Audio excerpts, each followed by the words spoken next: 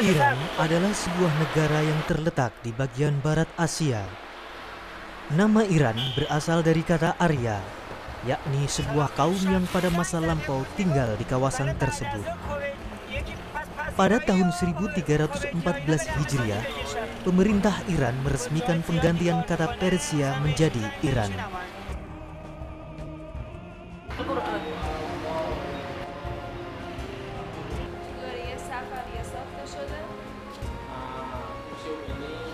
Para peneliti dari dulu hingga sekarang menganggap bahwa Iran termasuk daerah yang menjadi perputaran, serta timbulnya peradaban dan kebudayaan dunia yang paling kaya dan kuno. Dalam beberapa ribu tahun masa sejarahnya, kebudayaan Iran masih tetap kokoh. Berbagai peninggalan kebudayaan dan peradaban yang tak terhitung dapat dilihat pada kawasan geografis yang membentang luas.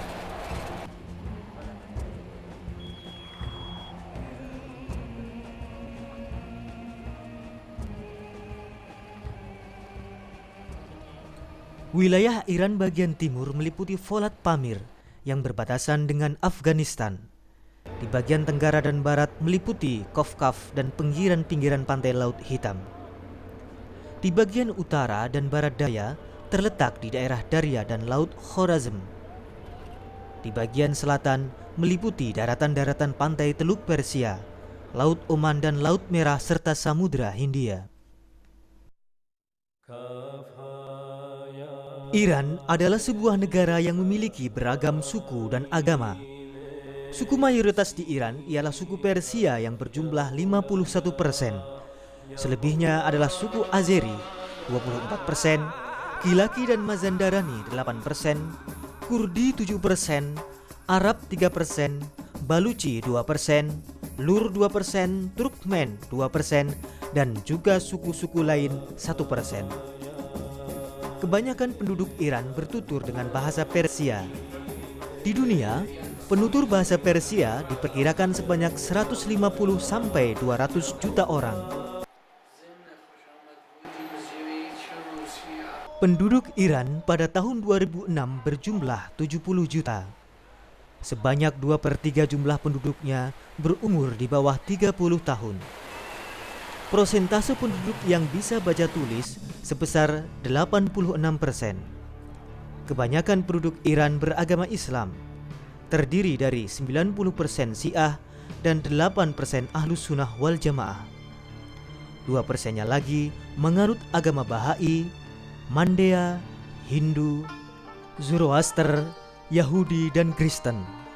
Zoroaster, Yahudi, dan Kristen diakui oleh pemerintah Iran dan turut mempunyai perwakilan di parlemen, sedangkan agama Bahai tidak diakui.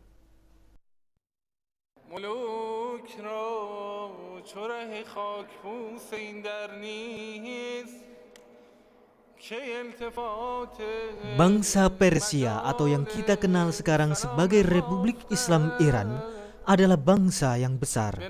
Sejarah kebudayaannya membentang lebih dari 5.000 tahun yang lalu.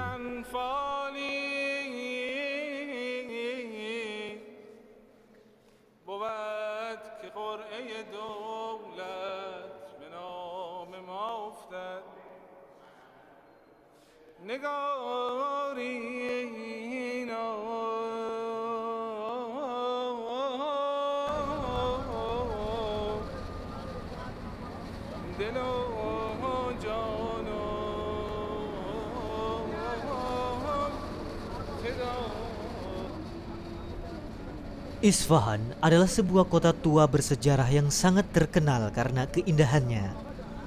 Orang-orang Iran menyebut kota yang dibelah oleh sungai Zahandehrut ini dengan sebutan Nisfe Jahan, yang artinya setengah dari dunia. Maksudnya, setengah keindahan dunia bisa dirasakan di Isfahan. Kota Isfahan adalah ibu kota provinsi Isfahan, Iran Tengah. Di provinsi Isfahan terdapat beragam etnis, agama, maupun bahasa.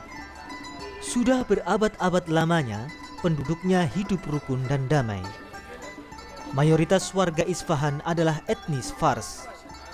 Selain itu, di Isfahan kita akan menemui etnis Armenia, Bakhtiari, Yahudi, Lori, dan Azari.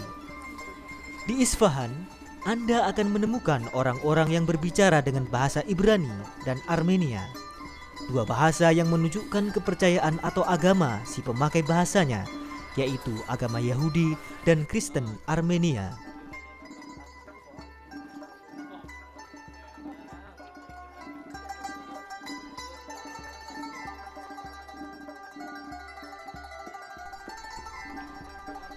Isfahan termasuk kota yang indah, terawat dan bersih. Udara di kota ini bersih dan kering. Sebagai kota yang berada di negara 4 musim, temperatur kota Isfahan sepanjang tahun berubah-ubah bergantung kepada musim. Pada waktu musim panas, suhu udara bisa mencapai 40 derajat Celcius.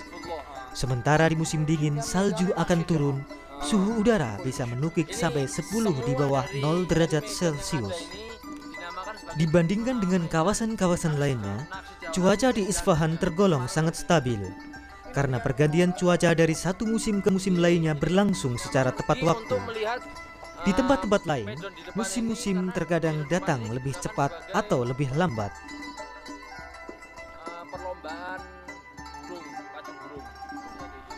Baru-baru ini, Isfahan ditetapkan sebagai ibu kota kebudayaan dunia Islam.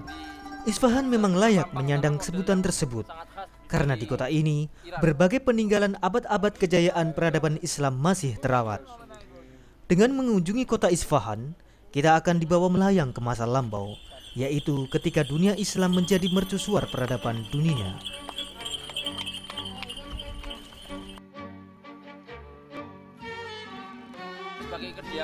Di antara peninggalan sejarah di Isfahan adalah Masjid Jumat atau Masjid Jami, Masjid Imam, Bazar Isfahan, Istana Ali Kopu, Istana Shekhel Sotun, Sipul, Menara Jonban, dan gereja-gereja kuno.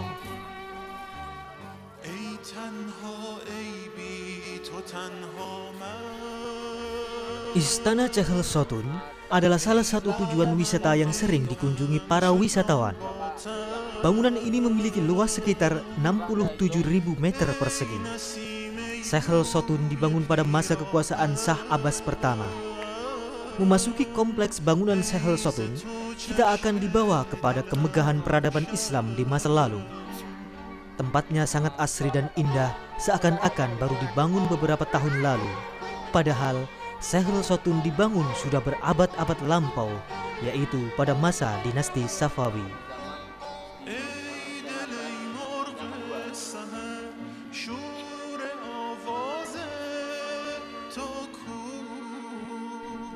Dalam bahasa Persia, Shekhel Sotun berarti 40 tiang.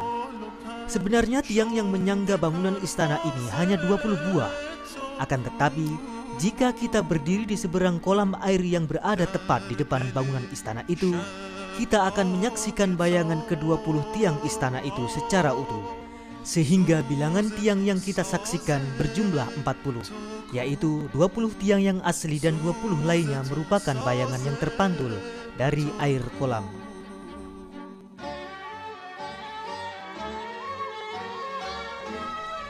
Pada dinding bangunan istana Shekhel Sotun, kita akan menyaksikan berbagai lukisan timbul. Di antaranya adalah lukisan Shah Abbas yang mengenakan mahkota khusus.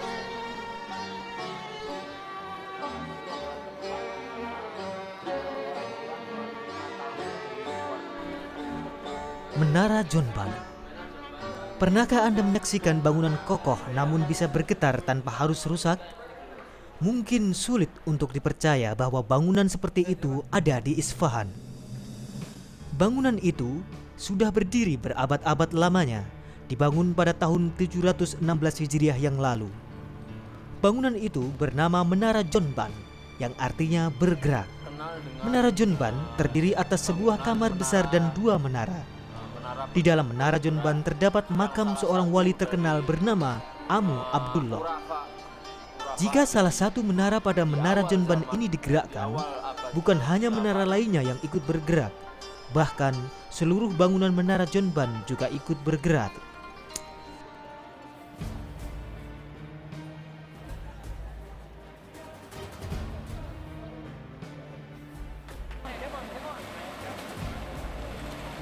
Sipul dalam bahasa Persia berarti 33 jembatan. Sipul juga termasuk kawasan wisata yang menjadi tujuan favorit para pelancong. Kawasan wisata ini sebenarnya adalah bangunan jembatan dengan jumlah pintu sebanyak 33 buah yang membentang di atas sungai Isfahan. Bangunan ini memiliki panjang sekitar 300 meter dan lebar 14 meter. Jembatan yang dibangun pada tahun 1005 Hijriah ini hingga kini masih utuh dan menunjukkan kehebatan arsitektur Islam di masa lalu.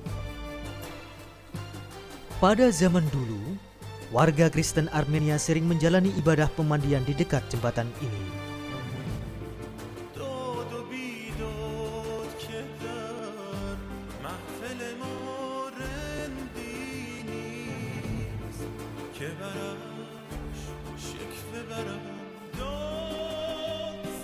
Sebagai negara yang mempunyai sejarah kebudayaan yang panjang, negara Iran memiliki tradisi keilmuan yang terjaga sampai sekarang.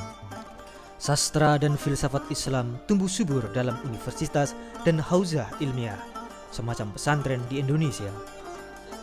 Bahkan banyak anak-anak yang hafal syair-syair klasik yang telah berumur ratusan tahun.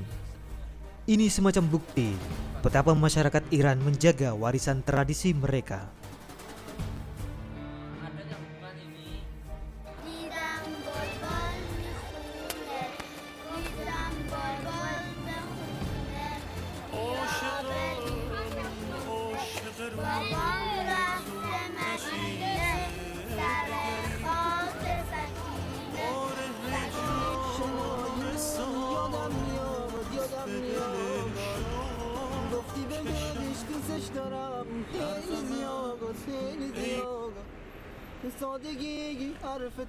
Kota Qum terletak 135 km dari ibu kota Iran, Teheran.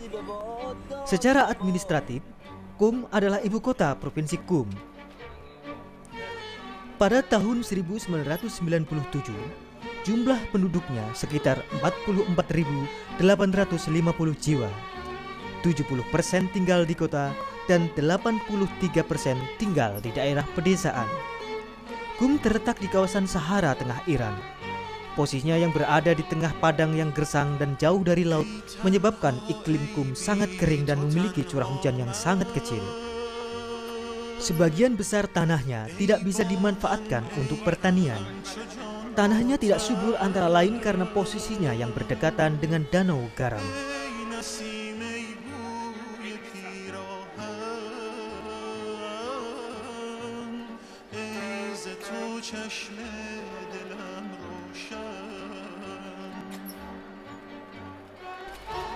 Beberapa kilometer dari Qum terdapat Danau Garam. Di siang hari akan terlihat pemandangan unik. Dari jalan tol di kejauhan akan terlihat sebuah danau yang terhampar luas dan tak terlihat tepi seberangnya, sehingga lebih menyerupai laut.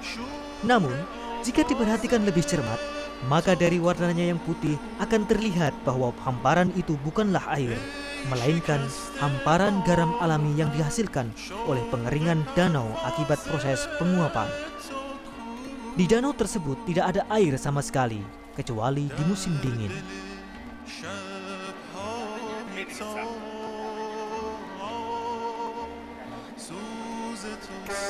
Di musim panas, iklim di sekitar danau kering itu sangat panas. Dan karena terjadi fluktuasi cuaca yang sangat tajam antara siang dan malamnya, maka bebatuan di perbukitan di sekitarnya memuai dan hancur menjadi gundukan-gundukan pasir.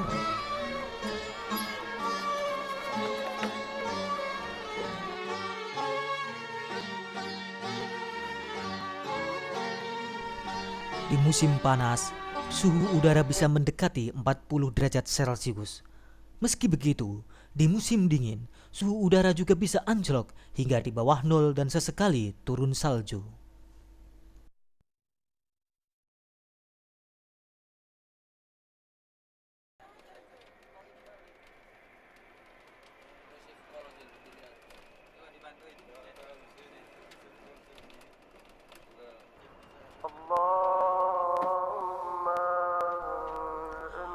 Qum sekarang menjadi salah satu pusat ziarah Iran dan mancanegara. Makam Hazrat Fatimah Maksumah yang megah dan indah membuat kota ini dipandang sebagai kota suci. Dengan banyaknya sekolah-sekolah agama atau hauzah ilmiah membuat kota ini lebih hidup dan makmur. Ribuan pelajar domestik dan mancanegara menimba ilmu agama dan filsafat di kota ini.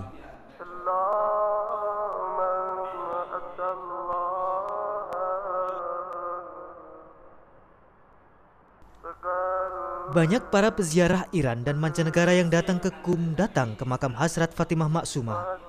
Kaum Hawa di kota ini rata-rata mengenakan cadar hitam. Kota ini sangat menarik untuk dikunjungi. Sebagai kota pelajar, di kota ini terdapat mahasiswa dari seluruh penjuru dunia.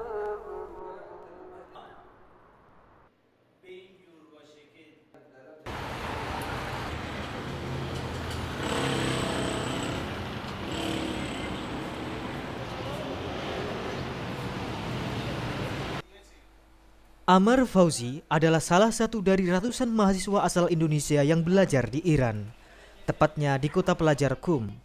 Sudah 15 tahun dia tinggal di Iran. Ammar tinggal bersama istri dan anaknya.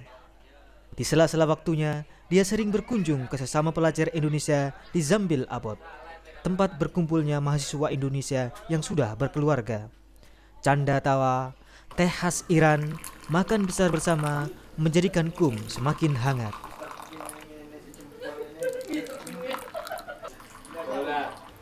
Ya, gengsi lah. Masa tamu ya termasuk buku yang ada di tangan saya ini. Dulu dalam tradisi pengajaran filsafat hikmah muta'aliyah, ada jenjang-jenjang yang harus dilalui oleh seorang Ammar pelajar adalah Aliyah. sosok pelajar Indonesia yang berprestasi. ketika kita Dalam usianya yang ke-32, dia telah menyelesaikan program S2. Dan sekarang, dia dalam proses penyelesaian program doktoral bidang falsafah Islam. Nah, dia lebih dahulu ngambil dari buku Mughnil Labib misalnya. Dia ringkas sendiri, kemudian dia berikan poin-poinnya, bahkan urutan kronologi pembahasannya bahkan kadang-kala lebih baik, mampu memahamkan kita gitu. Sekarang adalah musim libur, musim panas.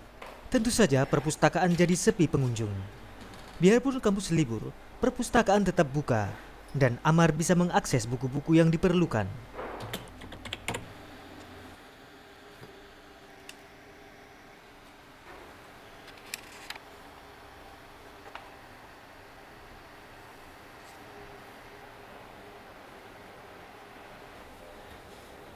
Assalamualaikum. Selepas dari kampus, Ammar sering berdiskusi dengan teman sejawatnya, Mukhtar. Teori gerak para filsuf menjadi perbincangan yang sangat menarik. Ditemani dengan makan bersama menambah suasana malam-malam di Qum menjadi semakin mistis. Dijadikan sebagai sebuah permasalahan, tetapi tidak dapat diterima bahwa ada gerak di alam mujarrad. Bahwa gerak itu ternyata mungkin terjadi di alam selain alam materi.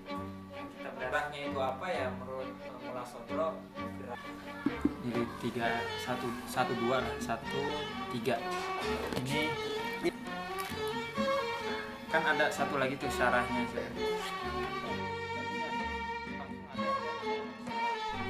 Di Iran, mahasiswa dari Indonesia kebanyakan belajar pada jurusan agama dan falsafah. Mereka semua mendapatkan beasiswa. Kebutuhan hidup sekeluarga pun mendapat sokongan dana sepenuhnya.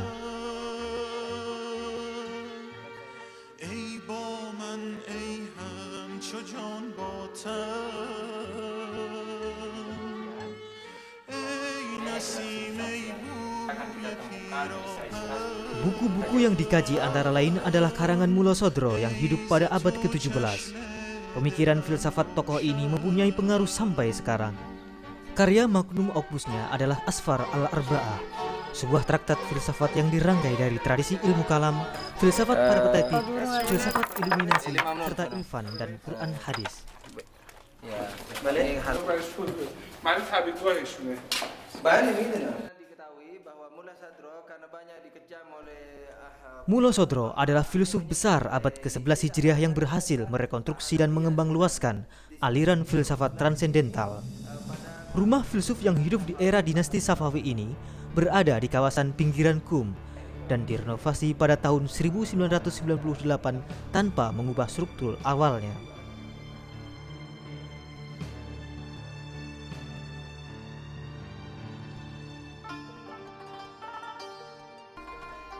Mahasiswa asing yang mau belajar di Iran haruslah mempunyai bekal kemampuan dasar bahasa Persia.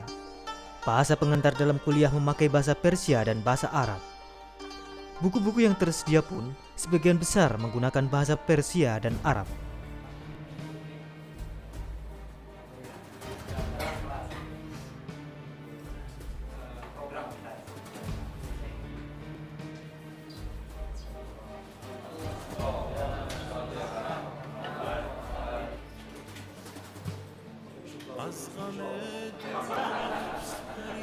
Aktivitas belajar di Iran tidak hanya sekadar di ruang kelas dalam kampus saja. Di rumah ulama biasanya juga ada kajian. Dalam lingkungan makam ulama pun banyak para mahasiswa yang berdiskusi. Sudah menjadi kelaziman di Iran bahwa dalam area makam orang-orang soleh yang dikeramatkan terdapat perpustakaan dan masjid.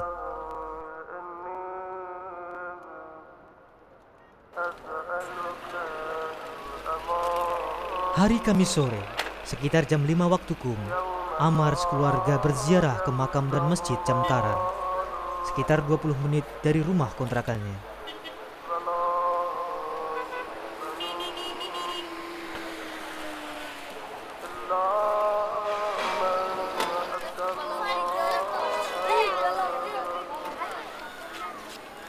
Masjid Imam Zaman atau Masjid Jamkaran terletak di sebuah kawasan pinggiran kota KUM.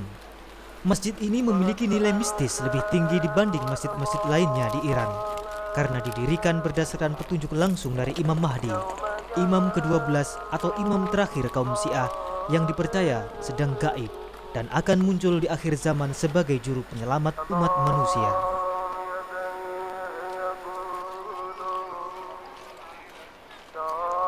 Masjid ini menjadi salah satu ikon kesucian kota KUM. Di pertengahan bulan Sa'ban yang diyakini kaum Syiah sebagai hari lahir Imam Mahdi, masjid dan area sekitarnya dipadati oleh ribuan pelayat yang ingin menunaikan sholat sambil memperingati HUT Imam Mahdi yang juga lazim disebut Imam Zaman.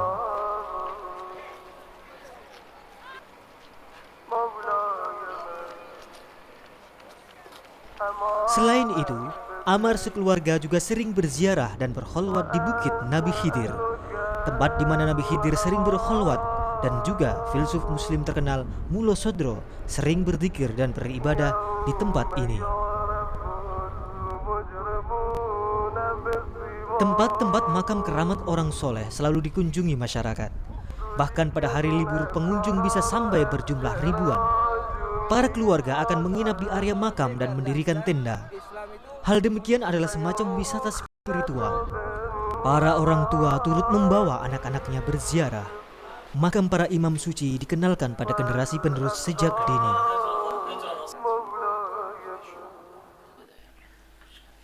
Ini adalah bekas rumah Murtado Mutahhari, seorang ulama yang mengarang puluhan buku dari berbagai disiplin ilmu. Karyanya sudah banyak diterjemahkan dalam bahasa Indonesia. Pemikiran Murtado banyak dikaji para mahasiswa. Di rumahnya, sampai sekarang masih berlangsung kajian keagamaan yang diasuh oleh putra beliau.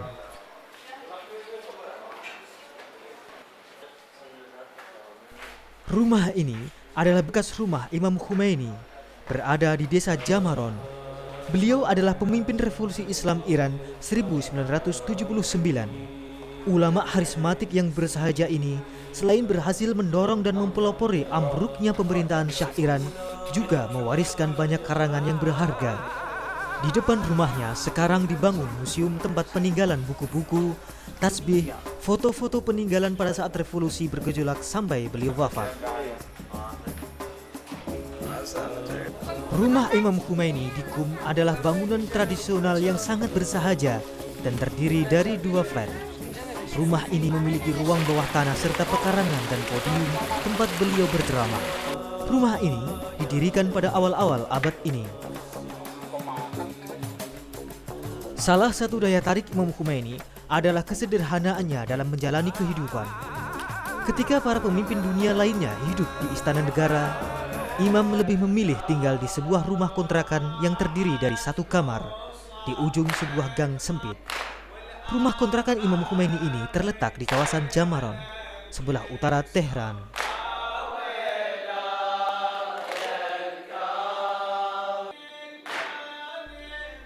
Rumah kontrakan yang bersebelahan dengan Husainiyah ini, semacam majelis taklim, menjadi salah satu tempat yang sering dikunjungi wisatawan asing dan bahkan para pejabat negara dunia. Husainiyah sendiri menjadi bagian dari tujuan kunjungan. Di dalam bangunan Husainiyah terdapat kursi tempat Imam Khomeini menyampaikan pidato-pidato politiknya.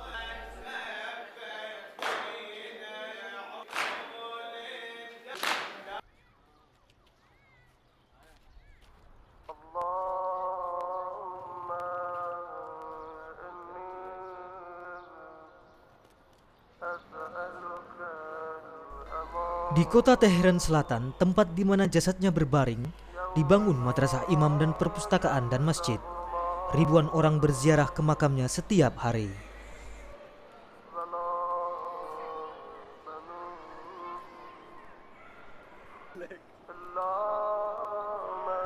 Imam Khomeini wafat pada tahun 1988. Begitu besarnya penghormatan yang diberikan rakyat Iran kepada pemimpin mereka ini, sampai-sampai makamnya dibuat secara megah dan kini menjadi salah satu tempat peziarahan. Makam Imam Khomeini hingga kini menjadi tujuan kunjungan berbagai lapisan masyarakat, mulai dari masyarakat yang datang dari desa-desa terpencil sampai para pejabat dan tamu kenegaraan dari negara-negara asing. Para wisatawan asing yang datang ke Iran umumnya tidak akan melewatkan kesempatan untuk mengunjungi tempat ini.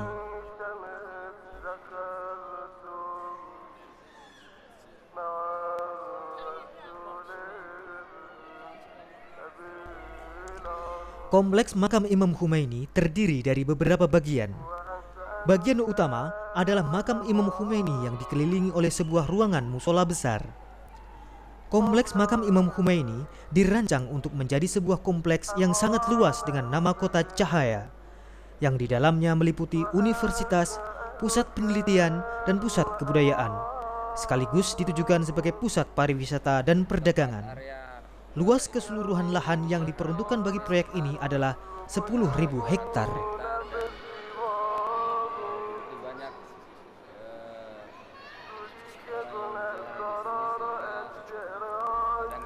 Makam Imam Khomeini sendiri berada dalam sebuah bangunan seluas 16.000 meter persegi dengan disangga oleh 4 tiang besar. Bangunan yang disebut sebagai musola ini digunakan untuk berbagai kegiatan keagamaan. Misalnya perayaan Maulud Nabi, peringatan hari-hari syahadah para imam Ahlul Bait, atau peringatan malam Lailatul Qadar. Selain itu, para pejabat pemerintah atau tamu-tamu negara juga secara rutin mengunjungi makam ini. Kompleks makam Imam Khomeini atau dalam istilah Persia disebut sebagai Harame Imam Khomeini setiap harinya menerima kunjungan ratusan hingga ribuan peziarah.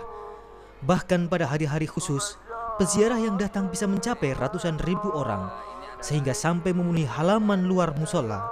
Untuk memberikan kenyamanan bagi para peziarah, telah dibangun kompleks pertokoan dan restoran yang terletak di sebelah timur dan barat yang diberi nama Kompleks Syuhada dan Kompleks Mustafa Khomeini yang masing-masing luasnya 22.000 meter persegi.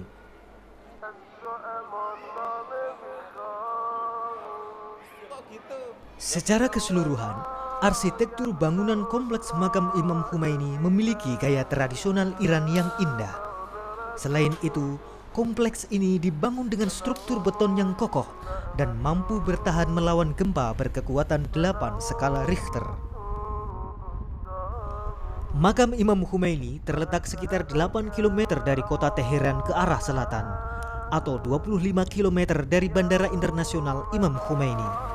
Letak kompleks makam beliau berdampingan dengan kompleks Taman Makam Pahlawan Syuhada Revolusi Islam Iran.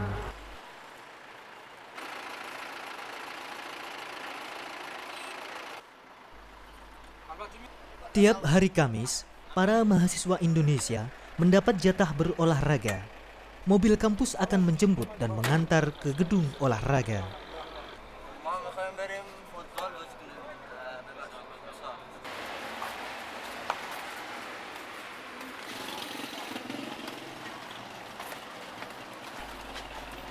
Kalau di dalam kampus para mahasiswa dapat jatah makan dengan cara pesan lewat kartu ATM, maka setelah keluar dari kampus, para mahasiswa memasak dan belanja sendiri kebutuhan dapur di Bozor atau pasar kota. Prosesnya beli berapa? Dari sono. Oh, udah nggak tahu. Masuk. Alat transportasi umum di Iran adalah taksi dan bis kota. Rata-rata mobil di Iran sudah tua. Ini dikarenakan embargo. Untuk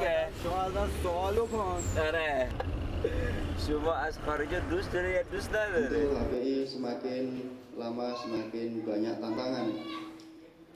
Saya melihat walaupun dulu Pada hari libur, awal-awal para mahasiswa asal Indonesia biasa berkumpul. HPI adalah Himpunan Pelajar Indonesia Setimur Tengah dan sekitarnya.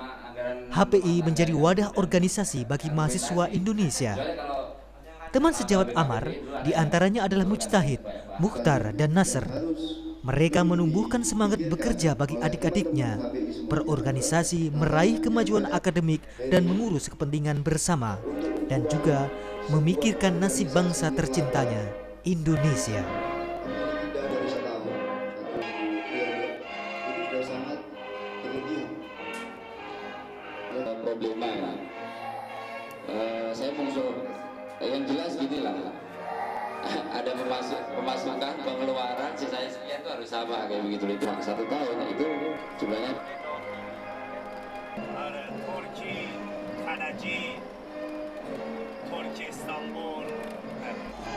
Pagi pada tanggal 17 Agustus, para mahasiswa bersama-sama menuju kota Teheran yang ditempuh sekitar 2-3 jam. Dengan semangat nasionalisme, mereka mengikuti upacara peringatan kemerdekaan Republik Indonesia yang ke-62 bersama pejabat dan keluarga. Pengibaran sang saka merah putih dengan diiringi lagu Indonesia Raya mengingatkan dan mendekatkan pada suasana tanah air. Bagaimanapun, mereka adalah orang-orang Indonesia. Indonesia, walaupun jauh di mata, tapi dekat di hati.